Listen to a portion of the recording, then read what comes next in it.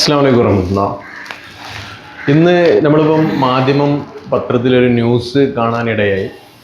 News എങ്ങനെയാണെന്ന് വെച്ചാൽ, ഇന്ന് കേരളത്തിലുള്ള ഭൂരിപക്ഷം അക്യുപഞ്ചറിസ്റ്റുകളും ചികിത്സിക്കാൻ യോഗ്യരല്ല എന്ന രീതിയിലാണ് ഇന്ന് വാർത്ത കണ്ടിട്ടുള്ളത്. അപ്പോൾ ഇത്രയും കാലം വ്യാജന്മാരായിട്ടുള്ള അക്യുപഞ്ചറിസ്റ്റുകളാണോ ഇന്ന് ചികിത്സ എന്ന പേരിലൂടെ ചികിത്സിച്ചു കൊണ്ടിരുന്നത് എന്നൊരു സംശയമാണ്. അപ്പം എന്താണ് ഇതിൻ്റെ വസ്തുത? അതിനെക്കുറിച്ച് എന്താണ് ജുനൈദ് സാറിന് പറയാനുള്ളത്?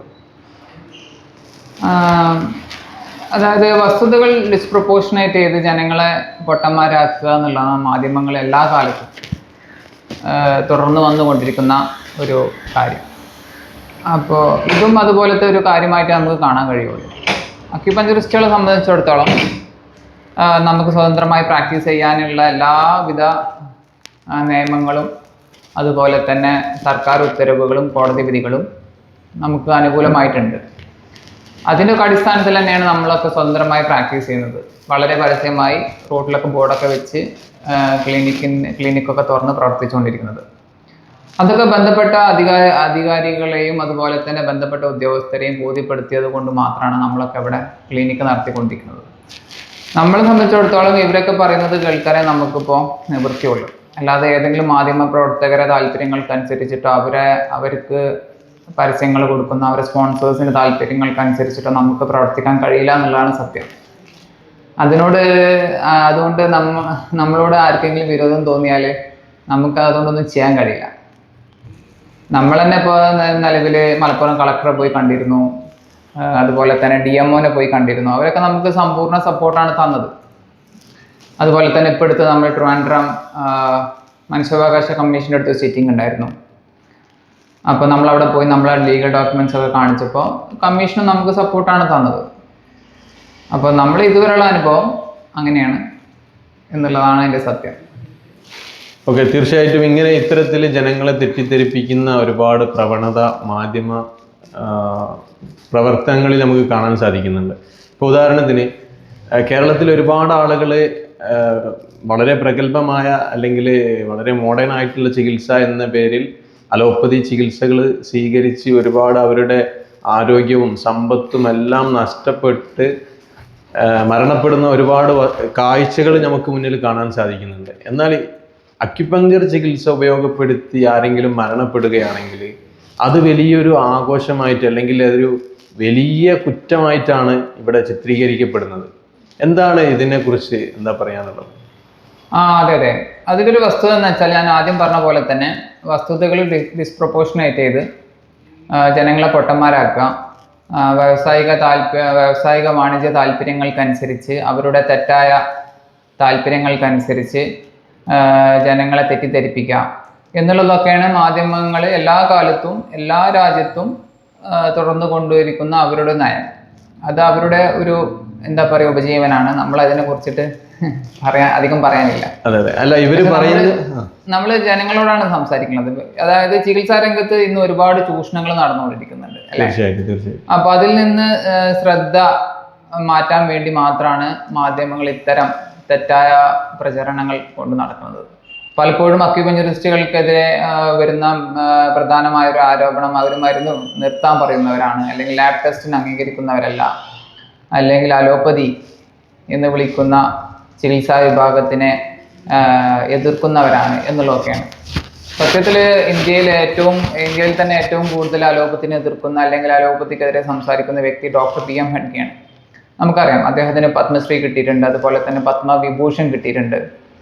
അദ്ദേഹത്തോളം ക്വാളിഫൈഡ് ആയ ഒരു ഡോക്ടർ, അദ്ദേഹത്തോളം അല്ലെങ്കിൽ സർട്ടിഫിക്കറ്റ് ഉള്ള ഒരു ഡോക്ടർ ചിലപ്പോൾ ഇന്ത്യയിൽ തന്നെ ഉണ്ടാവില്ല എന്നാണ് എൻ്റെ അറിവ്. അദ്ദേഹത്തിന് FRCS തന്നെ 4-5 ഉണ്ട്. പല വിദേശ മെഡിക്കൽ യൂണിവേഴ്സിറ്റികളിലും അദ്ദേഹം വിസിറ്റിംഗ് പ്രൊഫസർ ആയിരുന്നു. അങ്ങനെ അന്താരാഷ്ട്ര തലത്തിൽ പോലും പ്രശസ്തനായ ഒരു വ്യക്തിയാണ് അദ്ദേഹം. അപ്പോൾ അദ്ദേഹമാണ് ഇന്ന് അലോപ്പതിയെ ഏറ്റവും കൂടുതൽ വിമർശിക്കുന്ന ഒരു വിമർശകനായിട്ടുള്ളത്. അപ്പോൾ മാധ്യമങ്ങൾ എന്തുകൊണ്ട് അദ്ദേഹത്തിനെ കുറിച്ചിട്ടുള്ള വീഡിയോകൾ യൂട്യൂബിൽ ഇഷ്ടംപോലെ ലഭ്യമാണ്. ആ വീഡിയോകളോ അദ്ദേഹത്തിൻ്റെ പേരോ ഈ ചർച്ചകൾക്കിടയിൽ വലിച്ചിഴക്കാത്തത് എന്തുകൊണ്ടാണെന്നുള്ളതാണ് നമുക്ക് ചോദിക്കാനുള്ളത്. അപ്പോൾ അദ്ദേഹം ഒരു വീഡിയോയിൽ വളരെ വ്യക്തമായി പറയുന്നുണ്ട്, എല്ലാ സിസേറിയനുകളും ശുദ്ധമായ തട്ടിപ്പുകളാണ്. സിസേറിയൻ എന്ന് പറയുന്നത് 100% തട്ടിപ്പാണ്. എല്ലാ ഭർത്താക്കന്മാർക്കും വീടുകളിൽ പ്രസവം എടുക്കാനുള്ള ട്രെയിനിങ് കൊടുക്കണം, അച്ഛനും അമ്മയും കൂടെ ഉണ്ടാവണം എന്നുള്ളതൊക്കെ വളരെ വ്യക്തമായിട്ട് അദ്ദേഹം പറയുന്നുണ്ട്. ലബോറട്ടറി ടെസ്റ്റുകൾ, ലാബ് ടെസ്റ്റുകൾ, ബ്ലഡ് ടെസ്റ്റുകൾ തട്ടിപ്പാണ്, ചൂഷണമാണ്.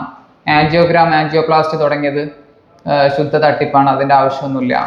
അങ്ങനെയുള്ള അദ്ദേഹത്തിൻ്റെ എത്രയോ വീഡിയോകൾ നമ്മൾ കാണുന്നുണ്ട്. പക്ഷെ മാധ്യമങ്ങൾ എന്തുകൊണ്ട് ഇത്തരം വീഡിയോകൾ കൊണ്ടുവരുന്നില്ല? എല്ലാ അക്യുപഞ്ചറിസ്റ്റുകളെ വീഡിയോസ് മാത്രമാണല്ലോ കൊണ്ടുവരുന്നത്. അപ്പൊ അവർക്ക് പലതും മറച്ചു പിടിക്കാനുണ്ട്, അതല്ലെങ്കിൽ പലതും മറച്ചു വെക്കാനുണ്ട് ജനങ്ങളിൽ നിന്ന്.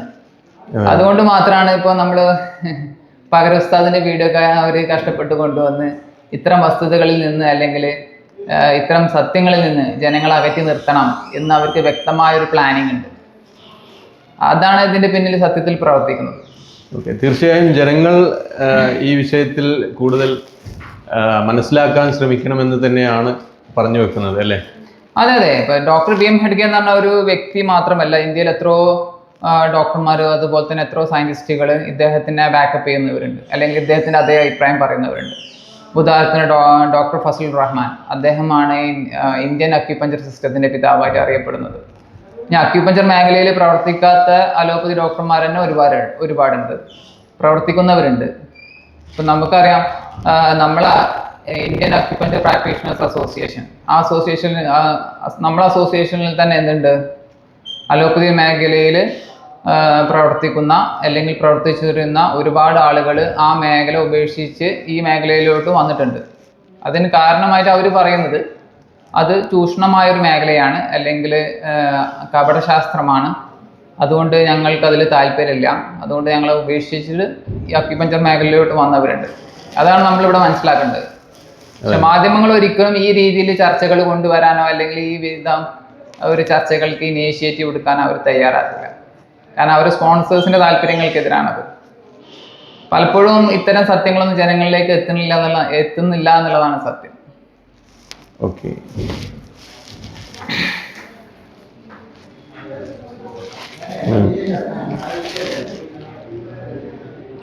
ഇന്ന് ഇപ്പം ഇവിടെ കൂടുതലായിട്ട് ഇന്ന് ചർച്ചാ വിഷയമായിക്കൊണ്ടിരിക്കുന്നത് ക്യാൻസർ ചികിത്സകളാണ്. ക്യാൻസറുമായി ബന്ധപ്പെട്ട ചികിത്സ, അക്യുപഞ്ചർ ചികിത്സ ചെയ്തിരുന്ന വ്യക്തി ഇന്ന് അലോപ്പതി ചികിത്സ കണ്ടിന്യൂ ചെയ്തുകൊണ്ടിരിക്കുന്ന സമയത്ത് മരണപ്പെട്ടു എന്ന് പറയും. ഇതാണ് ഇന്ന് മാധ്യമങ്ങൾ കൂടുതൽ ചർച്ച ചെയ്തുകൊണ്ടിരിക്കുന്ന ഒരു വിഷയം. ഇപ്പോൾ ഇവരുടെ ഈ ചർച്ച കേട്ടാൽ വിചാരിക്കും അലോപ്പതി ചികിത്സ അല്ലെങ്കിൽ മോഡേൺ ചികിത്സക്ക് പോയിരുന്നെങ്കിൽ ആ വ്യക്തി ഇന്നും ജീവനോടെ ഇരിക്കുമായിരുന്നു എന്ന രീതിയിലാണ് ചർച്ച പോകുന്നത്. എന്നാൽ അലോപ്പതി ചികിത്സ, മോഡേൺ ചികിത്സ ഉപയോഗപ്പെടുത്തി മരണമടഞ്ഞ ഒരുപാട് ആളുകൾ നമുക്കിപ്പോൾ ഈ ഒരു വീഡിയോ കാണുന്ന ആളുകളിൽ തന്നെ ഒരുപാട് ആളുകളെ നമുക്ക് കാണാൻ സാധിക്കും. അവരുടെ ആരോഗ്യവും സമ്പത്തും സമയവും എല്ലാം നഷ്ടപ്പെട്ട് അവസാനം നമ്മൾ ചെയ്യാൻ പറ്റുന്നതിൻ്റെ മാക്സിമം ചെയ്തു, ഇനി നിങ്ങൾ പാലിയേറ്റീവ് ചികിത്സകൾ സ്വീകരിച്ചോളൂ എന്ന് പറഞ്ഞ് കൈയൊയ്യുന്ന കാഴ്ചകളാണ് നമ്മൾ കാണുന്നത്. അപ്പം നമ്മൾ ഇതിൽ നിന്ന് മനസ്സിലാക്കേണ്ടത് എന്താണ്? അതായത് അവർക്കും ചെയ്യാൻ പറ്റുന്ന പലതും ചെയ്തു, പക്ഷേ അവസാനം കൈയൊഴിഞ്ഞ് ദൈവത്തിലേക്ക് കൈ ഉയർത്തിക്കോളൂ എന്ന രീതിയിലാണ് അവരും സംസാരിച്ചു വെക്കുന്നത്. അതെ അതെ. ഇപ്പൊ നമ്മളിപ്പോൾ ക്യാൻസറിന്റെ വിഷയത്തിൽ മാത്രമല്ല, ക്യാൻസർ ആയിക്കോട്ടെ, പ്രസവം ആയിക്കോട്ടെ, ഇനിയിപ്പോൾ ഒരു ജലദോഷപ്പനി ആയിക്കോട്ടെ, എന്ത് അസുഖം ആയിക്കോട്ടെ, മരണം എന്നുള്ളൊരു യാഥാർത്ഥ്യമാണ് അല്ലേ? അതിനൊരിക്കലും ആർക്കും തടുക്കാൻ കഴിയില്ല.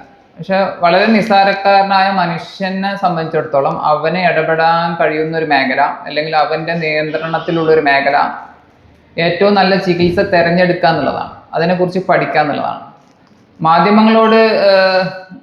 മാധ്യമങ്ങൾ കൊണ്ടുവരുന്ന ചർച്ചകൾ അവരുടെ വയറ്റിപ്പിഴപ്പാണ്. അതിന്റെ പിന്നാലെ പോകാൻ നമുക്ക് താല്പര്യമില്ല. നമുക്ക് ഈ സാധാരണ ജനങ്ങളോട് പറയാനുള്ളത്, ഏറ്റവും നല്ല ചികിത്സ ഏതാണ്, നിലവിൽ നമ്മുടെ നാട്ടിൽ ലഭ്യമായ ഏറ്റവും നല്ല ചികിത്സ ഏതാണ് എന്നുള്ളത് സ്വയം പഠിക്കാൻ ശ്രമിക്കണം എന്നാണ്. മാധ്യമങ്ങളിലൂടെ അല്ലാതെ സ്വതന്ത്രമായി പഠിക്കാൻ ശ്രമിക്കണം എന്നാണ്.